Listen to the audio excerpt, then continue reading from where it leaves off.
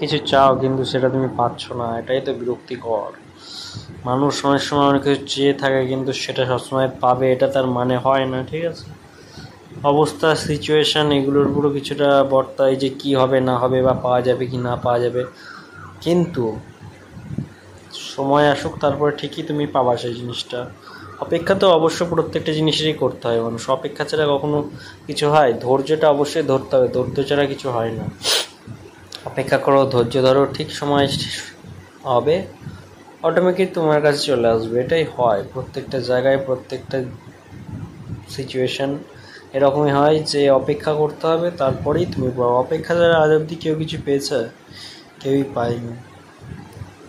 হয়তো কেউ 10 মিনিট অপেক্ষা করে, কেউ 10 বছর অপেক্ষা করে, কেউ 10 দিন অপেক্ষা করে। অপেক্ষা করতেই হবে প্রত্যেককেই।